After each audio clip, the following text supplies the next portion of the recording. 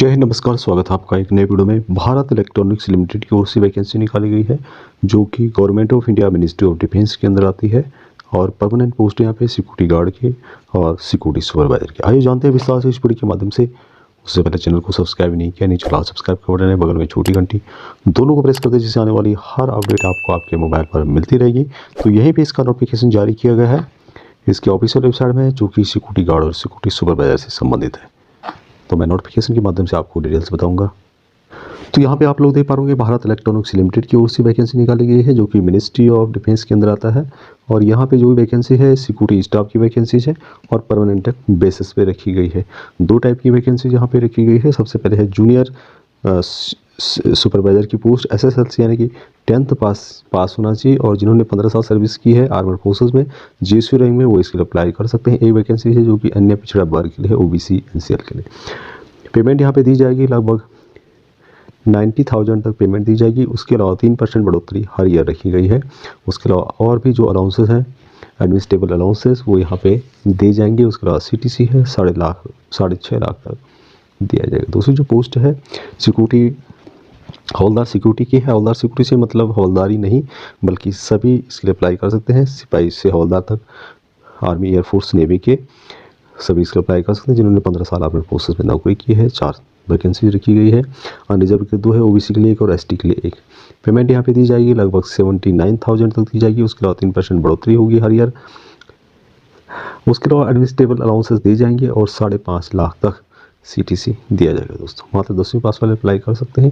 ये इसका डिटेल यहाँ पे दिया गया है। 43 मैक्सिमम रखी गई है और जो भी कैटेगरी है ST SC OBC उनको यहाँ पे छूट दी जाएगी, जिसकी डिटेल्स आप यहाँ पे चेक कर सकते हैं। जो कैंडिडेट का जो चरित्र होना चाहिए एग्जाम्पलरी होना चाहिए, साथ में मेडिकल से 1 होना चाहिए दोस्तों। और यदि आपके पास फायर फाइटिंग से रिलेटेड या फिर ड्राइविंग लाइसेंस से रिलेटेड आपके पास कोई डॉक्यूमेंट है तो उनको यहाँ पे प्रिविलेज दिया जाएगा। सभी अप्लाई कर सकते हैं 10th पास वाले भी, और जिनके पास नहीं भी है। और दूसरी बात यहाँ पे जो इम्पोर्टेंट बात लिखी गई है कि ability to speak, read and write in Marathi in mandatory. Marathi में बोलना लिखना आपको आना चाहिए जो कि अनिवार्य है। इसका मतलब ये है कि महाराष्ट्र वाले अप्लाई कर सकते हैं। उसके अलावा अंग्रेजी और हिंदी भाषा में बोलने और पढ़ने की क्षमता आपके पास होनी चाहिए। कंप्यूटर यदि जानते हैं आपको अच्छी बात है, नहीं भी जानते तो कोई प्रॉब्लम नहीं है। और बहुत ही इंपॉर्टेंट बात है कि अभ्यर्थी को महाराष्ट्र में किसी भी जिला सैनिक कल्याण बोर्ड में पंजीकृत होना आवश्यक है दोस्तों। तो जिला सैनिक बोर्ड, राज्य सैनिक बोर्ड में आपका नाम होना चाहिए। ये सिलेक्शन जो प्रोसेस है दोस्तों, यहाँ पे सबसे पहले शारीरिक जो फिजिकल होगा वो होगा, उसके बाद टेस्ट होगा यहाँ पे। तो उसकी डिटेल्स यहाँ पे दी गई है। तो 800 मीटर की दौड़ होगी जो कि 4 मिनट में कंप्लीट करनी होगी। 20 पुशअप्स होंगे 1 मिनट में। उसके बाद 20 सिटअप्स होंगे मुड़े पैर पर, और खड़ी लंबी कूद होगी दोस्तों। जो यहाँ पे 3 लिखे गए हैं B, C और D, ये जो है क्वालिफाई नेचर के हैं। और जो मेन है यहाँ पे रनिंग, ये भी आपका जरूर रखा गया है। बाकी तो क्वालिफाई नेचर के हैं। और बाकी तीनों में से यदि आपके 2 भी कंप्लीट हैं तो आप इसके लिए योग्य माने जाएंगे। शारीरिक जो परीक्षा होगी वो 100 अंकों की होगी और उसके बाद ही लिखित परीक्षा के लिए शॉर्ट लिस्ट किया जाएगा दोस्तों। और जो शारीरिक परीक्षा और लिखित परीक्षा होगी महाराष्ट्र के पुणे में ही आयोजित की जाएगी। शैक्षिक योग्यता इसके लिए जिनके पास भी 10th पास है वो इसके अप्लाई कर सकते हैं। भारत का नागरिक होना चाहिए। और 295 रुपये यहाँ पे जो है फीस देनी होगी, जो कि इसकी ऑफिशियल वेबसाइट में आप उसके माध्यम से DL.India पर उपलब्ध कराए गए लिंक पर या फिर डिमांड ड्राफ्ट द्वारा भारत इलेक्ट्रॉनिक्स लिमिटेड पुणे के नाम पर भुगतान करना होगा। लिंक आपको वीडियो के डिस्क्रिप्शन में मिलेगा। पूर्व सैनिक के लिए ही वैकेंसी रखी गई है। सभी वैकेंसीज पूर्व सैनिकों के लिए ही रखी गई है। ऑफलाइन के माध्यम से आपको एप्लीकेशन भेजना होगा। डॉक्यूमेंट जो मेन रखे गए हैं इसमें, जिसमें कि सबसे पहले आपको क्या क्या करना है उसकी डिटेल्स मैं यहाँ पे बताने वाला हूँ। आवेदन पत्र के साथ निम्नलिखित दस्तावेजों की क्रमवार स्वप्रमाणित फोटोकॉपी, यानी कि खुद के जो डॉक्यूमेंट आपके उनकी फोटो स्टेट आपको सेल्फ अटेस्टेड करनी होगी और उसको इस क्रम में लगानी होगी जो यहाँ पे बताया गया है। BL वेबसाइट से डाउनलोड किए गए प्रारूप में मूल रूप से भरा हुआ आवेदन पत्र आपको भेजना है। उसके जरा वेबसाइट पर ऑनलाइन भुगतान किया गया आवेदन शुल्क की रसीद की प्रति या फिर ऊपर बताई गई लागू राशि का मूल डिमांड ड्राफ्ट लगाना है। उसके बाद जन्मतिथि प्रमाण पत्र या फिर मैट्रिकुलेशन अंक पत्र जिसमें कि जन्म तिथि का उल्लेख किया गया हो, डिग्री प्रमाण पत्र, अग्निशमन प्रमाण पत्र, कंप्यूटर से रिलेटेड प्रमाण पत्र, ड्राइविंग लाइसेंस यदि आपके पास हो तो आप उसको भी लगा सकते हैं। शैक्षिक योग्यता से रिलेटेड आपके मैट्रिकुलेशन ने 10वीं कक्षा से लेकर के ऊपर तक जितने भी आपके डॉक्यूमेंट हैं वो आपको फोटोकॉपी सेल्फ कर लगानी होगी। यदि लागू हो अन्य पिछड़ा वर्ग के अभ्यर्थियों के लिए उससे संबंधित नॉन क्रिमिनल EWS के लिए, और उससे संबंधित आपके डॉक्यूमेंट जो भी ST SC OBC है उनको भी लगाने होंगे।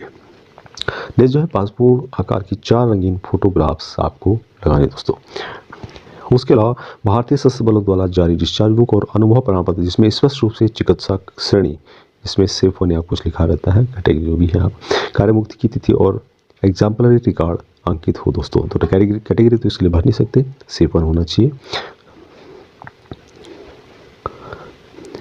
यदि आप वर्तमान में सेवा कर रहे हैं और आपने जो है अनुसूची लिया हुआ तो उससे संबंधित आपको डॉक्यूमेंट होने चाहिए। जो भी आप डॉक्यूमेंट भेज रहे हैं दोस्तों वो 6 दिसंबर 2022 तक पहुंच जानी चाहिए, जो मैं आपको एड्रेस बताने वाला हूं। इसमें बताया गया है कि उपरोक्त औसतों को पूरा करने के लिए पूरे करने वाले अभ्यर्थी BL की वेबसाइट www.plindia.in करियर उस पर आपको जाना होगा। वहाँ पे मैं इसकी डिटेल्स आपको बताऊंगा, लिंक आपको वीडियो के डिस्क्रिप्शन में मिल जाएगा।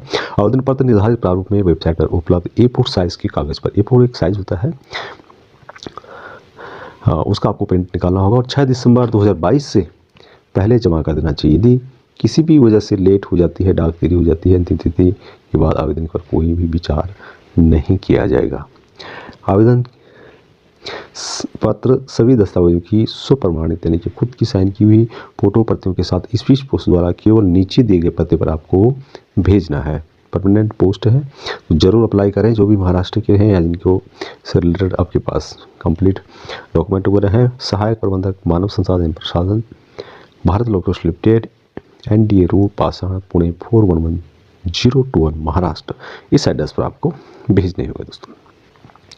शारीरिक सहन शक्ति परीक्षा से पहले सत्यापन के लिए सभी दस्तावेजों की मूल प्रति प्रस्तुत करना आवश्यक है। कोई भी आपके पास डॉक्यूमेंट नहीं है तो आप इसके लिए अप्लाई नहीं कर सकते दोस्तों। तो ये थी वैकेंसीज।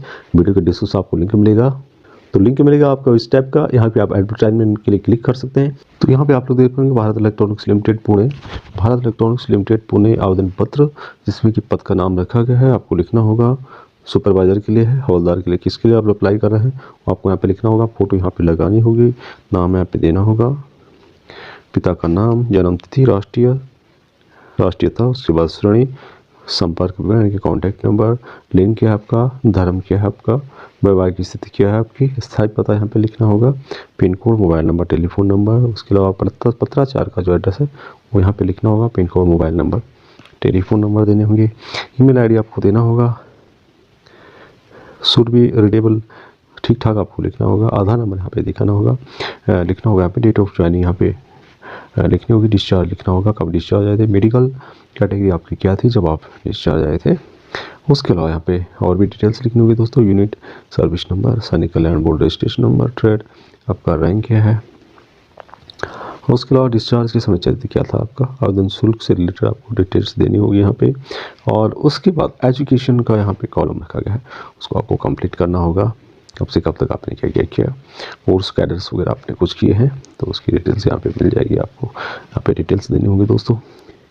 यदि आपने अग्निशमन किया है, कंप्यूटर, वाहन चालक, बंदूक का लाइसेंस है तो वो भी आपको डिटेल्स यहाँ पे देनी होगी। वर्तमान रोजगार का विवरण आपको यहाँ पे देना होगा और कोई मुकदमा चल रहा है आपके पास तो उसको भी डिटेल्स देना होगा, सिग्नेचर यहाँ पे करने होंगे और भेज देना होगा, जो कि यहाँ पे जो मैंने पहले आपको एड्रेस बताया था सेंटर पर आपको भेजना होगा। इतनी जानकारी दोस्तों, जानकारी चलिए लाइक करें, शेयर करें, चैनल को सब्सक्राइब नहीं किया सब्सक्राइब जरूर करें। जय हिंद।